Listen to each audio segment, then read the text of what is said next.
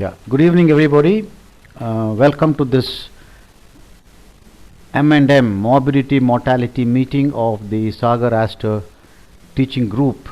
We have an interesting case of a young lady who had a Whipple's procedure and had a leak. It was bilious in nature, could be a biliaroenteric leak, could be pancreaticoenteric anastomotic leak. Indraja, our second year student, will present the case, and because the pancreaticoenteric leak is the commonest among the leaks after Whipple's, we will probably spend a little more time on how to minimize the pancreaticoenteric leak. Over to Indraja. Yes, sir. Can you hear me, sir? Yes, we can, and we can see your slides. Please go ahead. Yes, sir. Good evening to everyone. Welcome to this month morbidity and mortality meeting. I'm Dr. Indraja, a second year surgery resident in Sagar Hospital. Today, I'm going to discuss about a rare case of pancreatic neoplasm who underwent Whipple's procedure. One second, sir. Yes, sir. Uh, A 27-year-old female with sudden onset of pain abdomen on and off in the epigastric region since 20 days, with no other precipitating factors, underwent evaluation elsewhere and diagnosed with cystic neoplasm of head of the pancreas and came to our institute for further management. And she had no medical comorbidities. On general physical examination, patient was moderately built and well nourished and well oriented and conscious, and there was no pallor, icterus, and no clubbing and cyanosis and no lymphadenopathy. Her vitals were stable. And on systemic examination, all her systems were normal, including parabdomen, which was soft and there was no distension, and bowel sounds were heard. Initially, she underwent endoscopy, which suggested there was a mass compressing the first and second part of the duodenum, and after that, she underwent MRI abdomen, which showed a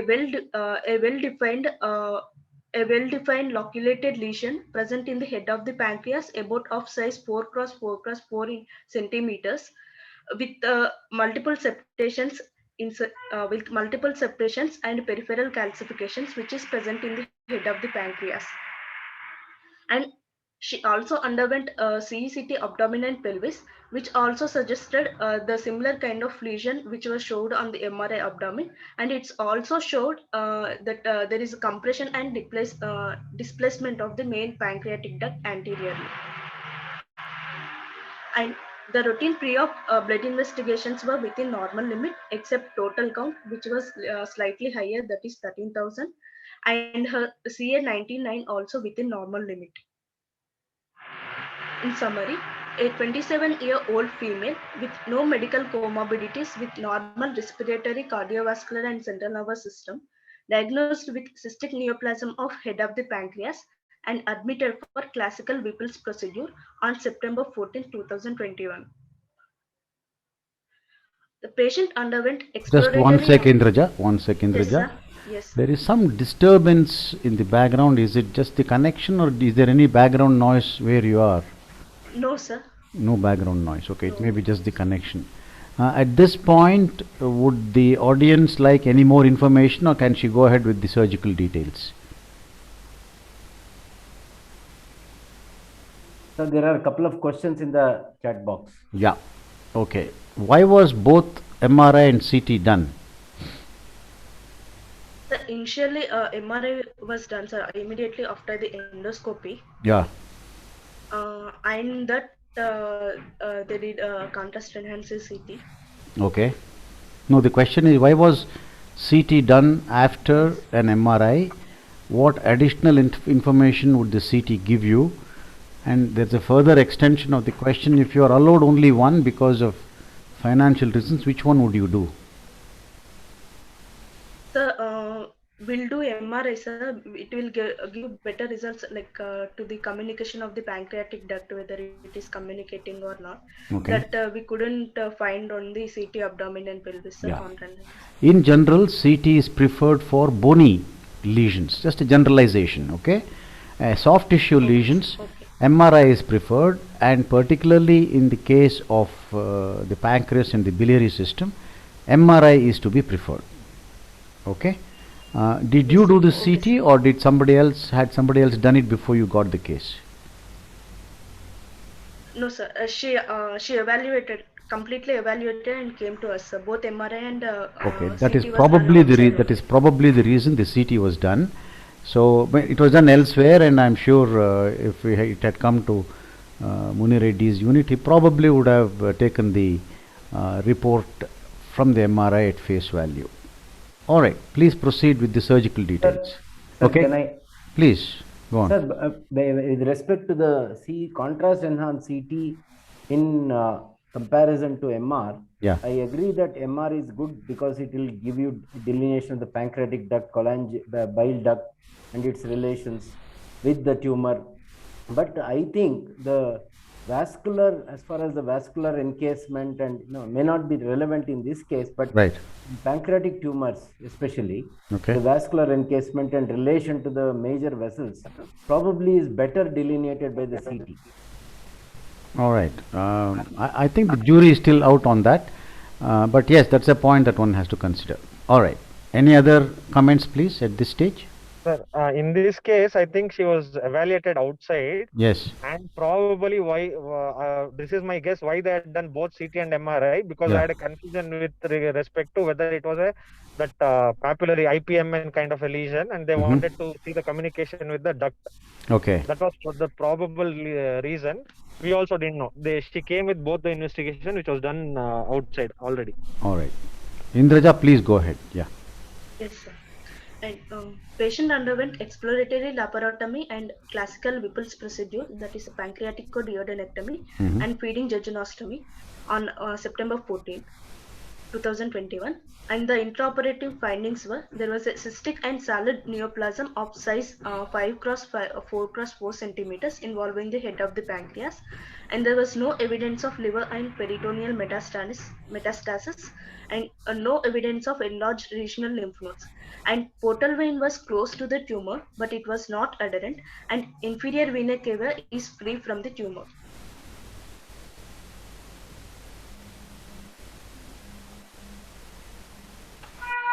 And she underwent classical Whipple's procedure, and there were 3 main anastomosis, which include pancreaticojejunostomy and choledochojejunostomy and gastrojejunostomy and feeding jejunostomy. And pancreaticojejunostomy, it was done by 40 PDS with interrupted sutures, that is mucosa to duct and seromuscular in 2 layers. And Sorry to interrupt, Indraja. Yes, It was sir. 30 PDS. Okay, okay. Okay, go on. Go on. Yes, sir. And choledochojejunostomy, it is end-to-side anastomosis and with interrupted sutures, 40 PDS. And gastrojejunostomy is also end-to-side anastomosis, that is in continuous within in 4 layers with 30 PDS. And feeding Indraja, again, the hepatic Yes, sir. jejunostomy was also 30 PDS, not 40. Oh, sir. Okay, sir. Okay, sir. And feeding jejunostomy was done, and T-tube was placed, which was fixed to the anterior abdominal wall. And we placed number 28 Adicat abdominal drain at the pancreaticojejunostomy site.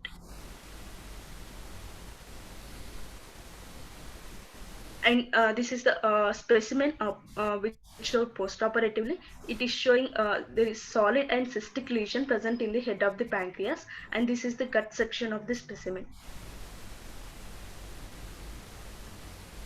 One sec. Yes, sir. Can I invite comments from the audience first, and then the operating team about the operative procedure, please? Comments or questions?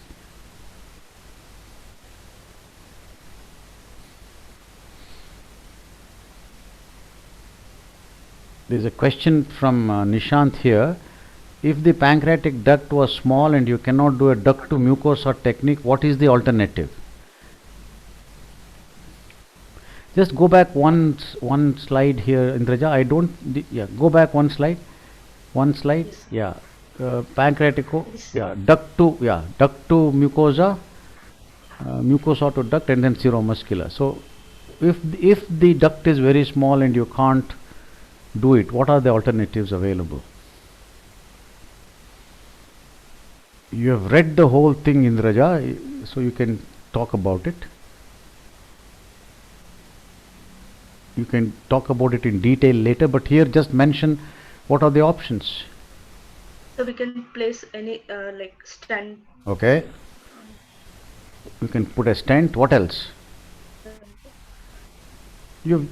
Okay. All right. I'm a little surprised because she's going to talk about it in the subsequent slides. I think she needs the help of the slides later. We will come to that, Nishant. We will come to that. Yeah. Go on. Comments from the operating team, please. Niranjan and Munreddy. Sir, is it you want it details regarding the procedure or? If you want to add something to what she has said. No, nothing, sir. Only the correction was it was not 40. Okay. All the anastomosis were done with 30 PDS. All right. 30 PDS. All right. Please go ahead, Indraja. Yes. Post-operative day 1, patient kept her on Nilpar oral and she was on inotropic support. Her vitals were stable with good urine output around 75 ml per hour. Her abdomen was soft and abdominal drain was around 20 ml, which was serosanguinous. And the blood investigations were normal except for the total count, which was 19,000. And we allowed her feeds through the FJ tube, that is 50 ml 6th hourly. We allowed only water through that FJ tube. On post-operative day 2, patient was stable and with vitals were stable, but her pulse rate was little bit high, that is around 114 per minute, and her abdominal drain was slight increased around 500 ml, which was bilious. And because of the sudden increased drain output, which showed the bilious contents, we advised with continuous monitoring of the vitals, and we repeated LFT, which was within normal limits. But we continued FJ feeds. Just stay there for a sec. Yes. If I can involve somebody outside the Sagar group, Navina, can you unmute yourself? Yes, sir. And tell me what is the rationale of starting the FJ tube feeds the very next day on post-op day 1? As a part of ERAS protocol, sir. Okay. On what scientific basis do you do that? Sir, early entry feed will improve the patient nutrition conditions. Sir. To ask you a direct question, what is the status of ileus, post-op ileus, in the various parts of the GI tract?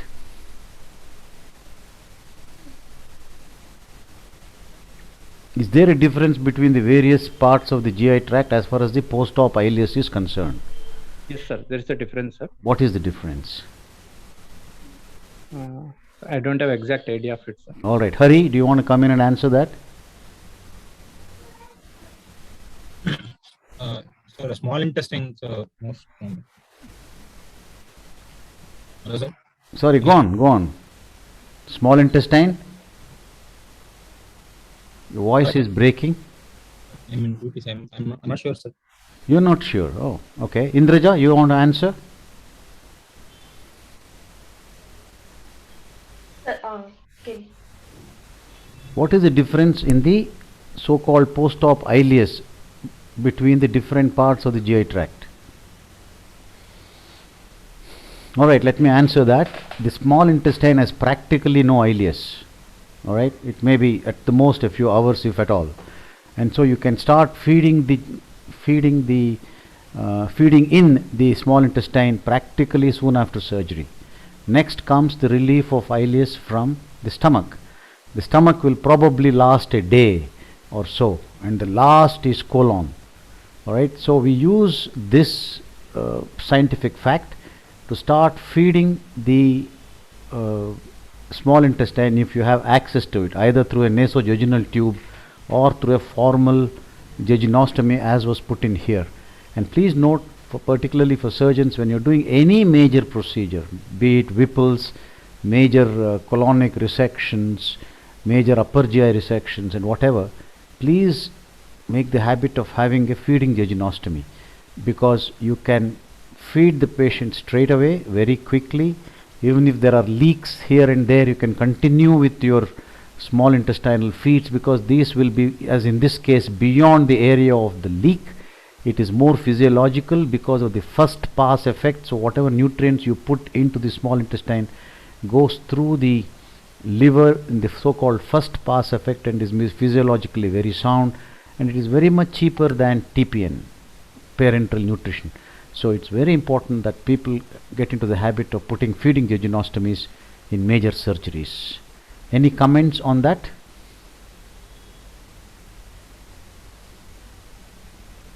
Okay, there is a question, why a T-tube for a feeding jejunostomy? Niranjan, do you want to take that?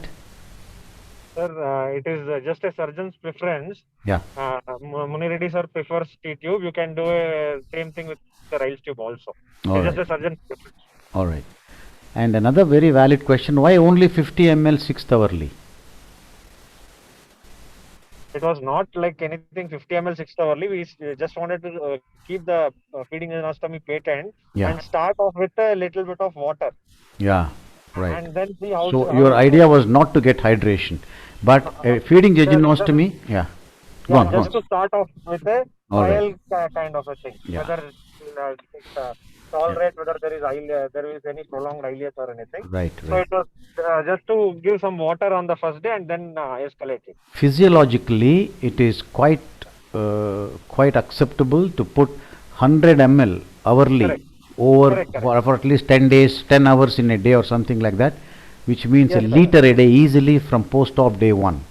Correct. You I will- agree, but yeah. sir prefers to go a little slower. No problem, no with issues. respect to These are preferences, but yes, that is as I was saying, for the knowledge of the postgraduates here, Correct. it is reasonable to put 100 ml of clear liquids Yes, per hour into the jejunostomy tube. Yes. Please go In ahead. fact, after Yes, 6 sir. hours also you can start it. 4 to 6 hours after the procedure. Absolutely. That's about, Go on, Indraja. Yes, sir. On post-operative day 3, the inotropic support was stopped, and she was on IV fluids at 150 ml per hour, and her vitals were stable with good urine output, and per abdomen was soft, but abdominal drain was still high, which is around 970 ml, with bilious content. So then we started her on injection Accutide 100 micrograms 8 hourly. And here I am talking about the role of Accutide. What is the route of administration of octreotide? So subcutaneous, sir. Correct. Go on. Yes, sir. Yeah. When we talk about the role of the Accutide, Accutide is a synthetic analog Press B on your computer. Press B. Yes. I want you to blacken this. Sorry, sir. Press the letter B or W on your computer. Go to the previous slide. Right, thank you. So I want to ask the postgraduates here, what is the role of octreotide in pancreatic surgery, pancreatic trauma, and pancreatic intervention like ERCP? Sir, Hari sir. Yeah, go on. Sir, it is a long-acting somatostatin analog, sir. Right. So, in conditions like leak, Yeah. it significantly reduce the pancreatic and as well as gastric enteric secretions. Right. So, in the case to bring down the So if you've done a pancreatic surgery, or if you have done an ERCP where there is a potential for a pancreatitis, okay, is there a role to give prophylactic octreotide? there are studies saying prophylactic helps, but I'm not sure. You're not sure. Nishant, you want to come in and say something? Nothing, sir. Okay. Should you give octreotide prophylactically or not? I'm not very sure, sir. Not sure. Okay. Press W again and start your presentation. Continue your presentation. Yeah. Yes, sir. Actiated, it is a synthetic analog of the endogenous somatostatin. Most pancreatic exocrine secretions are the major contributor for the development of the postoperative pancreatic fistula after pancreatic resection. So actiated, it inhibits exocrine secretion from the pancreas. It is more specific and more potent and long-acting inhibitory effects. According to the study conducted by the Hao Zheng et al. This is not a study, this is a meta-analysis. Meta-analysis, yes, meta-analysis. With thousands of patients. There is a lot of difference between one study and a meta-analysis. Yeah, please go ahead. It's a meta-analysis. Yeah. Yes, sir. They said like there is prophylactic actiated had no effective role in reducing the incidence of complications after pancreatic surgery, and this meta-analysis also showed that actiated had no influence on the incidence of pancreatic fistula, and there was like they said there is no indication for the prophylactic use of actiated, that is not recommended, and they also mentioned the complications complications of the activated use, that is a prolonged recovery time of the intestine and delayed gastric emptying due to the decreased secretion of the digestive enzymes. Right. It is interesting to note that this was news to me. When I was mentoring Indraja, I looked at these papers, and I actually routinely use octreotide after any pancreatic resection as a prophylaxis. It's also interesting to note that there is a role for prophylactic octreotide if there is a difficult ERCP. Post-ERCP pancreatitis is known to be less after you give octreotide, and many of them usually when you have done interventions on the pancreatic duct, not the routine ERCP where they cannulate only the bile duct, but when they have cannulated the pancreatic duct, most people do give octreotide for the first 24 to 48 hours, and definitely it has a role to play in pancreatic trauma. When there is trauma, you have to give octreotide. There are many papers which say that it is useful, but very interestingly, in a controlled trauma like surgery, this meta-analysis showed that it had no effect on the post-operative pancreatic fistulas. That's, in fact, it was a learning for me when I looked at the papers for this presentation. Any comments on this, please? There is a comment saying we are assuming it's a pancreatic fistula at this stage. In view of the bilious leak, why not the HJ or GJ leak? Valid question, but that's why when I asked you at that time, did you want to know anything more about the details? I didn't bring it up then, but I was going to bring it up during the discussion. But yes, we can do it now. What can you do to know what where the leak is? At that point in time, the surgical team did not look at the actual source of the leak. They didn't have to. The patient was not ill, and even though there was a big leak on the first day, it sort of stopped by itself almost within 48 hours, reduced drastically. So they didn't have to look into it. But suppose the patient is ill and you need to know where the leak is from, what would you do? That's the question. Janani, you are very quiet this evening. Yes, sir. Sir, in case if it is a pancreatic leak, the amylase level has to be checked, sir. So the fluid can be checked for amylase level. You're right. What would you expect it to be? What would be diagnostic? It would be 3 times above the normal. Correct. 3 times higher than the upper limit of the normal. That's one. As I said, I was talking to the surgical team. They can also make their comments. But the patient wasn't ill, and the patient got well so soon that they didn't have to do it. That's the next, even before the amylase, if you have a pancreatic leak, the patient is likely to be ill. The patient, as you know, did not have a big tachycardia, was not looking septic. She seemed well preserved. That's another thing. What else can you do?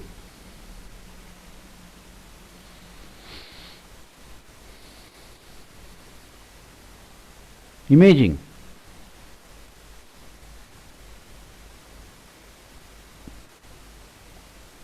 Go on. What imaging can you do? Any of the postgraduates? Hurry.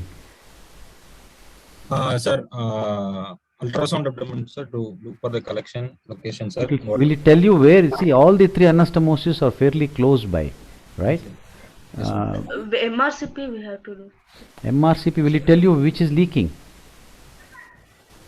It is more of biliary system. Yeah, I mean, it can actually, but not very convincingly. But of course, the gastrojejunostomy can be relatively easily checked. You give oral gastrographin, remember, no barium, oral water-soluble dye, oral gastrographin will tell you if there is a gastrojejunostomy leak. MRCP may tell you if it is from the biliary enteric anastomosis. Getting the imaging of the pancreatic leak is almost impossible. It has to be by a process of elimination. And if you are very keen to know what is happening, if the biliary system is dilated, you can put a Sheba needle into the biliary tree, transcutaneous, and get an imaging of the biliary tree through a Sheba needle, and that will tell you if there is a biliary enteric anastomosis. There is another comment: if the portal vein was involved, is the surgery still possible? Do you routinely keep vascular surgeons informed? Yeah, that's a good question. Niranjan, you want to take it? No, sir. Most of the times we will have a clear-cut idea before surgery through the radiological investigations, and we don't keep routinely vascular surgeon involved. Yeah. And but on the table, if you're surprised, what would you do? That's the other part of Naz's question. Correct. Then we probably will have to involve the vascular surgeon. Vascular surgeon. All right. Nishant. Okay, go on. But Dr. Munireddy has done more vascular surgery than many of the vascular surgeons, so he'll probably be able to. He would probably do it himself. But yes, and if it was pre-operatively, if there is vascular involvement, yeah, sir's policy is he doesn't operate those cases. Right, because okay. And I think we can call in sir also if he is there to comment. Yeah, Munireddy, you want to comment?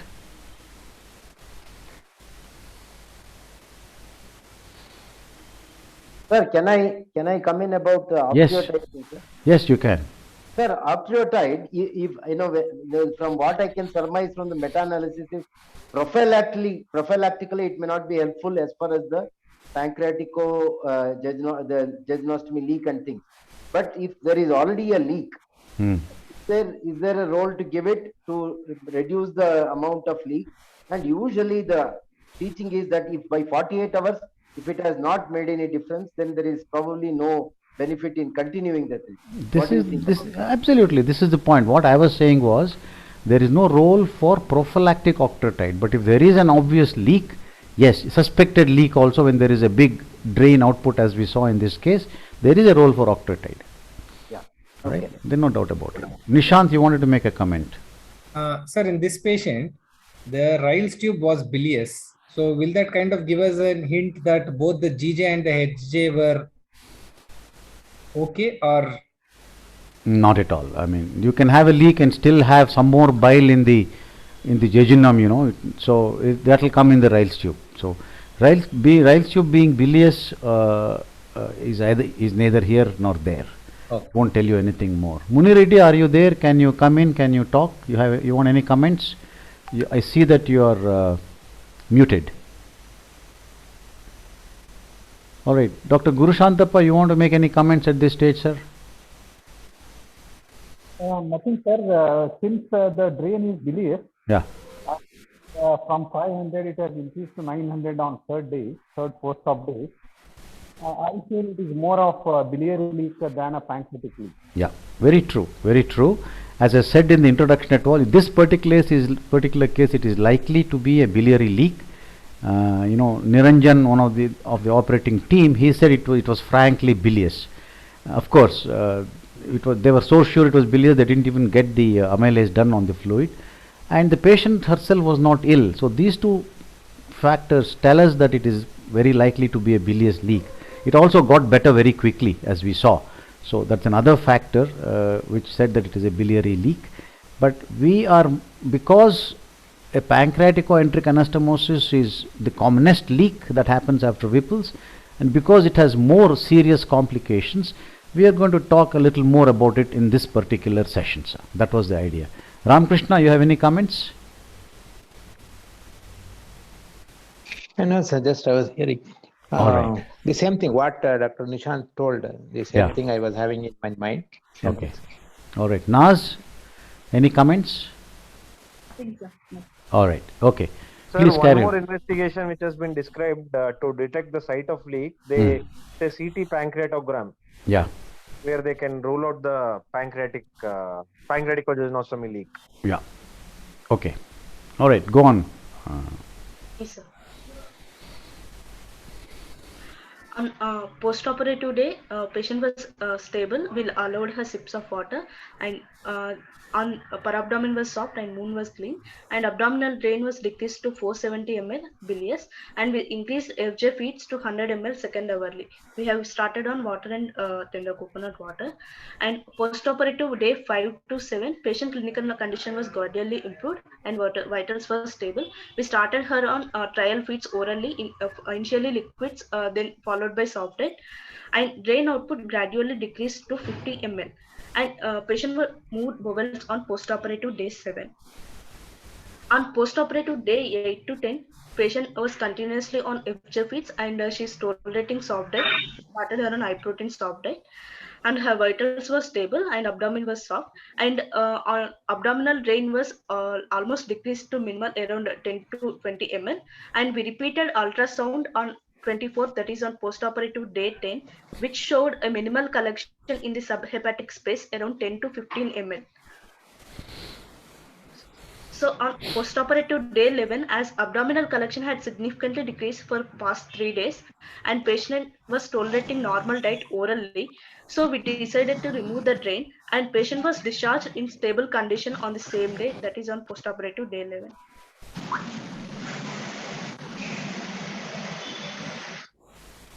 Can I continue, sir? Yeah, please go ahead. Go ahead.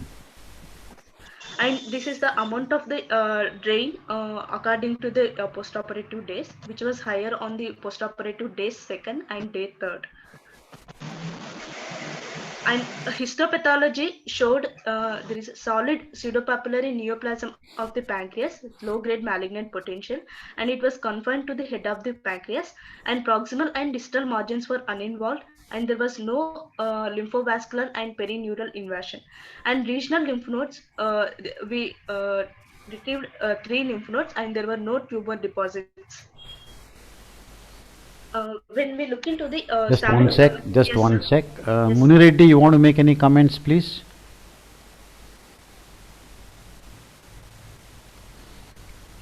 Dr. Munireddy, you want to make any comments? Lakshman, can Yeah, you please. hear me? We can. Please go ahead, No Munireddy. comments. No comment. Please go on. If All there right. is any question you want to ask me, yes, probably I will answer. All right. Okay. Please go ahead, Indraja. Yes, sir. Solid pseudopapillary tumor. It is a rare neoplasm. It is a well encapsulated mass with low malignant potential. It mostly seen in young females in their 3rd decade of life. It may present as abdominal mass or abdominal pain, or rarely with jaundice. And it has favorable prognosis even in the presence of metastatic disease. And the overall 5-year survival rate is around 97% in patients who are undergoing surgical resection. Go on. Yes, sir. Whipple's procedure, it is a complex surgery most commonly performed in cases of malignant tumors of the pancreatic head, ampulla, and distal bile duct cancers, and may be also performed for benign tumors and trauma of the pancreatic head and trauma of the duodenum, and it is rarely performed for chronic pancreatitis. It is associated with significant postoperative morbidity around 30 to 60%. And the most common complications seen after Whipple's procedure were pancreatic leak or fistula, intra-abdominal abscess, biliary leak, and postoperative hemorrhage, and delayed gastric emptying. And related to the surgical site, there may be infection and wound resistance might be there. And the 3 important Just one sec. We'll take some questions from the chat box. Why were FJ feeds continued when the patient was tolerating orally? Sir, shall I answer or Indraja? Yeah, go ahead. No, the calorie intake was not sufficient.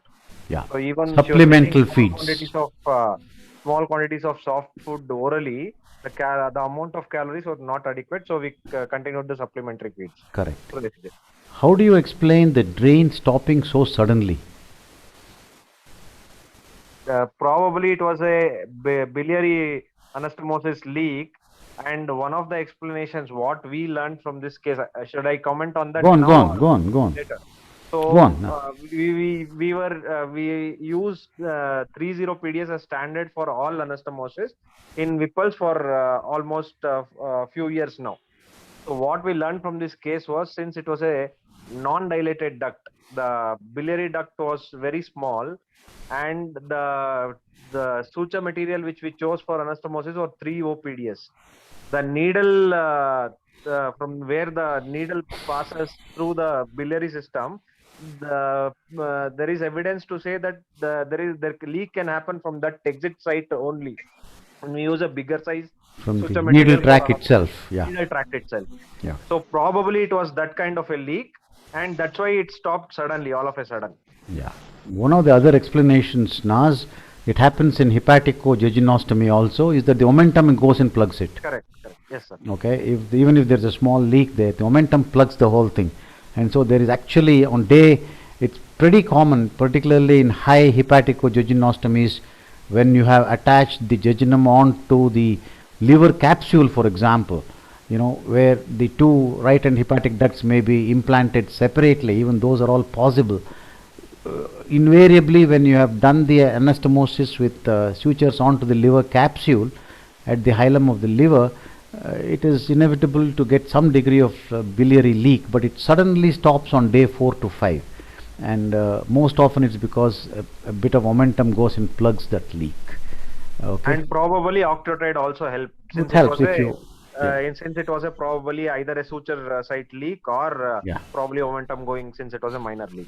Very, very, very correctly, when the amount of secretions that come across the anastomosis and across the leak is reduced through both octreotide and PPIs, then it is likely that the anastomosis will dry up.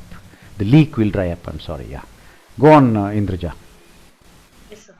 And the 3 important anastomosis in Whipple's procedure were pancreatico-jejunal anastomosis and anastomosis between biliary tract and intestine, and gastrojejunal or duodenojejunal anastomosis. And the most common anastomosis associated with anastomotic leakage is pancreatico-jejunal type, and this condition it associated with high morbidity and mortality.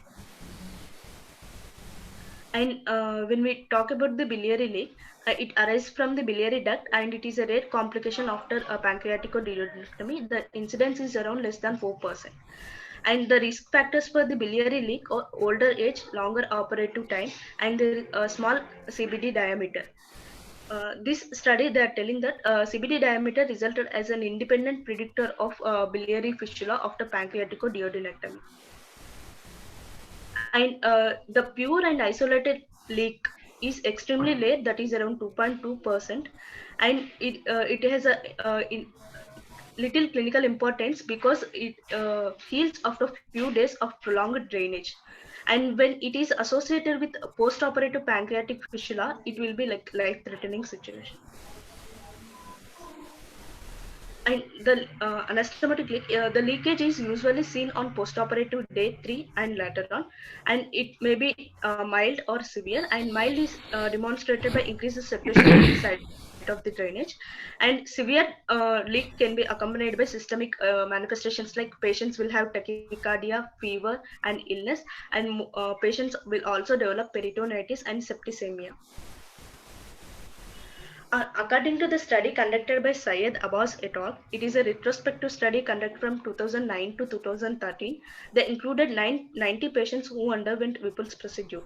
Of these 9 patients, 15 patients developed pancreatic anastomotic leakage during postoperative day 3 to day 7.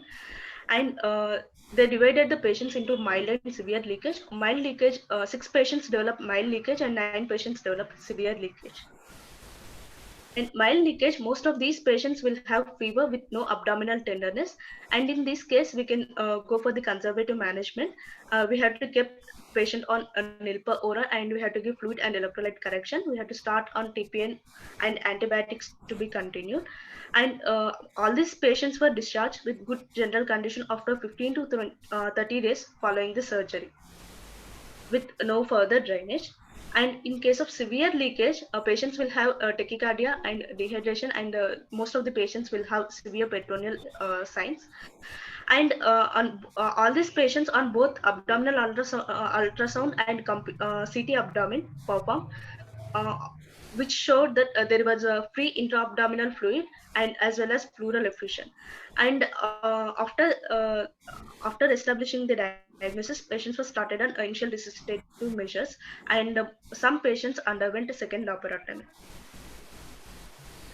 During the patients who underwent second surgery, all these patients had some degree of dehiscence of the pancreaticojejunostomy anastomosis with fluid collection formation, and there was severe edema and inflammation of the distal part of the pancreas. And for all patients with severe leakage, a tube jejunostomy was created after the second laparotomy, and after a month of follow-up, all 6 patients were discharged after 3 to 4 weeks with good general condition. Just one sec. When We look will into the post-operative. one sec, Yes, sir. Indraja. We Yes, will sir. take a little break and address some questions. What is the risk of stricture after a biliary enteric anastomosis? What is the possibility that jaundice may occur? In a similar trend, another question: long-term complication of biliary leaks. And there's another one. Considering the small size of CBD, would a hepatico-jejunostomy be preferred here? Niranjan, you want to take this? Possibility of stricture is always there, sir, after a leak. So that we can't predict. Probably we have to wait and watch. In this case, also we had that's why we had done the liver function test. As of now, patient continues to do well. Yeah. Especially in a small duct, so the possibility of stricture is always there. Yeah. Long-term complication of a biliary leak, stricture is one of them. With stricture, there will be obstructive jaundice. Cirrhosis. With that, yes, it can Biliary even cirrhosis. biliary cirrhosis, long-term obstruction. You want to add anything, Dr. Guru Shantappa? Nothing, sir. It's Yeah. what I, because the wound heals by secondary intention. Yes, They are stricture would be much more common. To answer Nas, hepatico-jejunostomy would be no better than a choledocho-jejunostomy here, because Because the duct length that was, would the be, diameter yeah, was yeah, all along the same. it would be the same, that same thing. But Niranjan, can you think of some trick if you have a very narrow biliary enteric anastomosis? We probably make an incision and make it little wider at that exit You point. can fish mouth it, that Fish is mouth one it, option, so that the thing can be bigger. And the second thing is, you can have an access loop. Correct. We do this for hepatico-jejunostomy. Is nothing, nothing wrong in doing it for a post Whipple's. There we attach it to the abdominal wall. You bring a loop, you put a Ryle's tube or not a Ryle's tube, but a infant feeding tube, okay, size 8, or depending on the size, anywhere between size 8 to 10 French. Put it across the biliary enteric anastomosis and bring it out from the abdominal wall and leave it for a couple of months. You can do that. This tube will act as a stent, number one.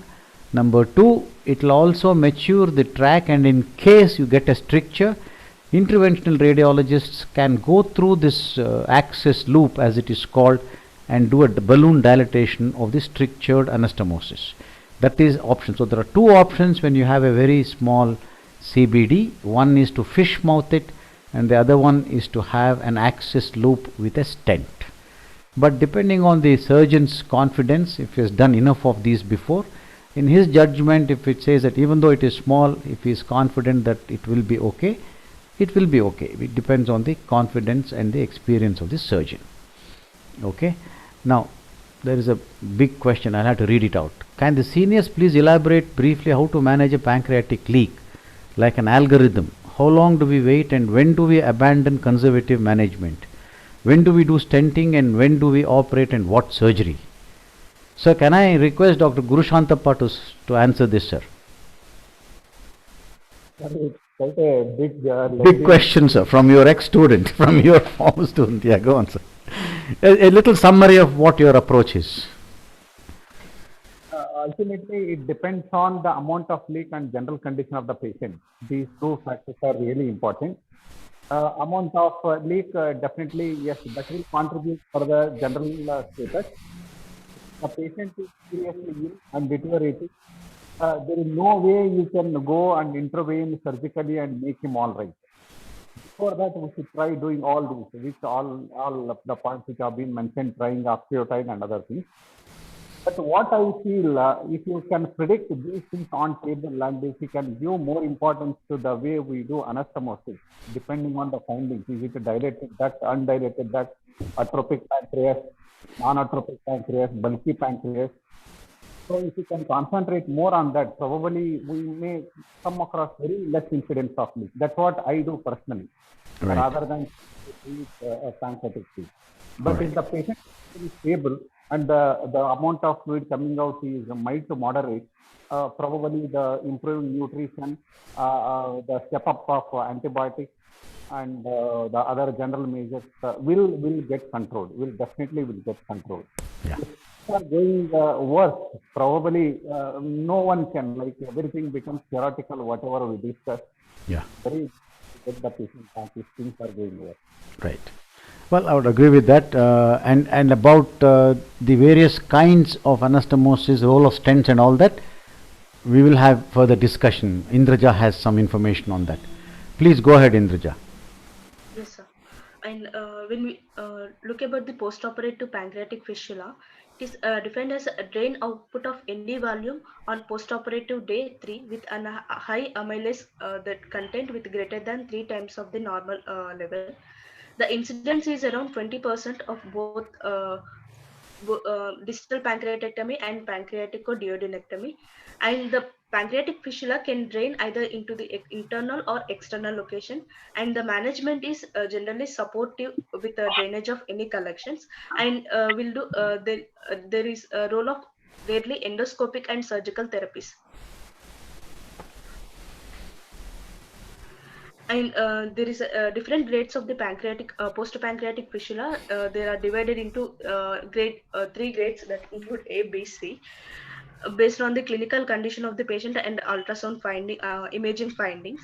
And most of the patients with grade C, they are looking ill, and they will have like collections on the ultrasound and CT abdomen. And these patients in the group C mostly required specific treatment regarding to the fistula. And there are risk factors for the development of the leakage. These include general and disease factors and procedure-related factors. When it comes to the general factors, these include age, gender, malnutrition, and jaundice. And disease-related factors includes pancreatic pathology, depends upon the pancreatic texture and pancreatic duct size and pancreatic juice output. And the procedure-related factors include the operative time and resection type, and the anastomotic technique and intraoperative blood loss. And the leakage is also depends upon the surgeon's experience that correlated with pancreatic anastomotic leakage. There are different types of pancreatico-enteric anastomosis. These includes end-to-side that include direct suturing and invagination technique, both in both pancreatico-jejunostomy and pancreatico-gastrostomy. And this is the image showing the end-to-side ductum mucosa in case of pancreatico-jejunostomy. And pancreatico-enteric anastomosis, there is a meta-analysis comparing pancreatico-jejunostomy versus pancreatico-gastrostomy. This meta-analysis said there was no difference in two anastomotic techniques in terms of biliary fistula, morbidity, and mortality. And pancreatico-gastrostomy, it was associated with significantly lower risk of post-operative pancreatic fistula. But a multinational analysis has revealed that pancreatico-gastrostomy is associated with significantly higher clinically relevant post-operative pancreatic fistula when compared to the pancreatico-jejunostomy. So the jury is still out there as to whether pancreatico-gastrostomy or pancreatico-jejunostomy is better. There are very strong proponents of both the methods, and each one strongly feels that his method is better. But the data, the raw data, clearly show that there's perhaps not a big difference. Go on. Go on, Indrija. And the incidence of leakage was different in different type. Yes, sir. The incidence of leakage was different in different types of techniques. That is around 6.25% in ductal mucosa and 19.6% in the invagination group. And there was no conclusion as to whether to a pancreatic duct stent for internal or external drainage can reduce the pancreatic leakage after the pancreatic duodenectomy. Go on. Can I Yeah. In conclusion, yes, sir. The most important complication after the Whipple's procedure is pancreatico-jejunal anastomotic leak and subsequent formation of the pancreatic fistula. And biliary fistula also is a rare postoperative complication after the surgery. And when it accompanies with postoperative pancreatic fistula, there is higher risk of morbidity and mortality.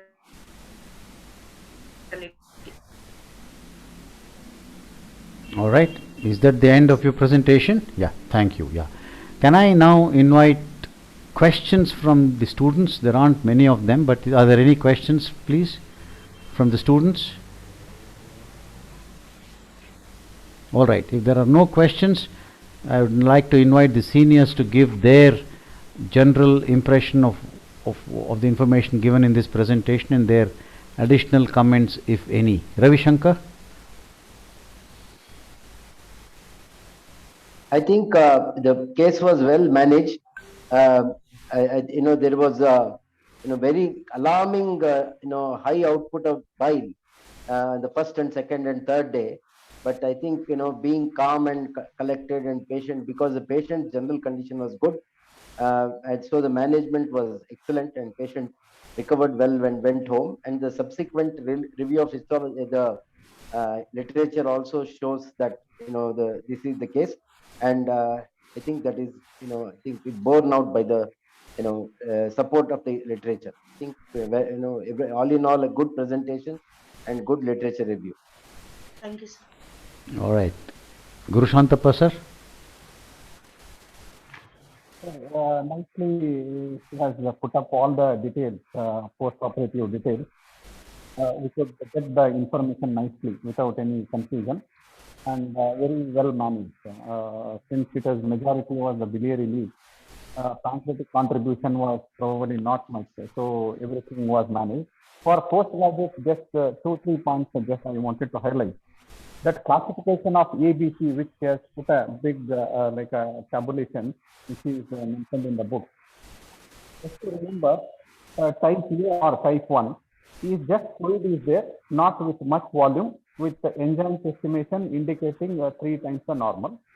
B, there are local factors in the form of selection on imaging, which can be great. C, with systemic illness in the form of either cyst or involvement of other systemic organs with other things. So if you can remember like this, you can classify post-operative pancreatic fistulas, 1, 2, 3 or ABC. Yeah. And the third, it was a biliary leak. Please remember, Dr. Lakshman sir mentioned, yes, feeding jejunostomy is at most important when we do supramajor surgeries as a feeding route, but it should not be taken lightly. Many times this is the last procedure which is being done, and by the time probably surgeon is tired and maybe given it to the assistant or someone, and we may go off. So it should not be taken lightly. Sometimes this is the one which gives problem at the end. All 3 anastomosis will be excellent, but probably there are chances it may leak at the site where it comes out of the abdomen. So it's very important to give attention to feeding jejunostomy if it is a routine practice to do feeding jejunostomy after a visit. Thank you, sir. Ramakrishna? My comment is back to diagnosis. Sir, is it okay to operate without the FNAC, like CT guided FNAC or something like that? And if we can rule out malignancy, you have spared the duodenum, like a head coring procedure, just excision of the head of the pancreas. Yeah. Possible in this? Muni Reddy, you want to come in and take that?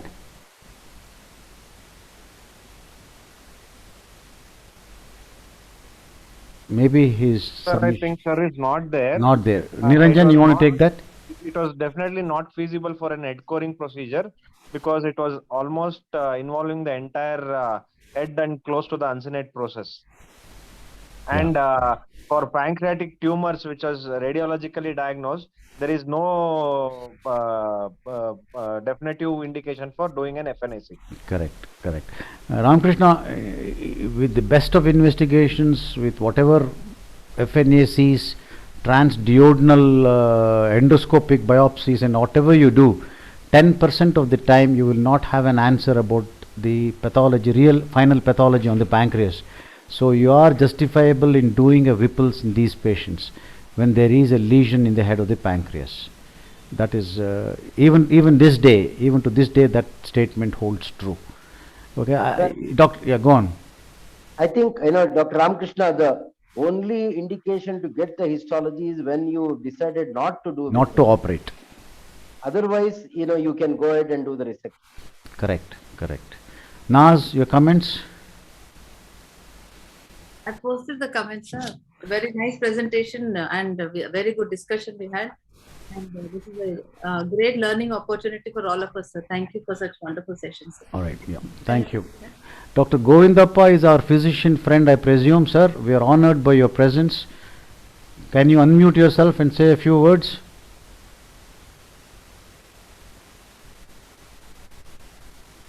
Can you hear me? Maybe he can't. Okay. Have I left anybody? Is there anybody else among the seniors? Abdul, your comments. So well presented, sir. All right. All the slides were equally spaced and. All right.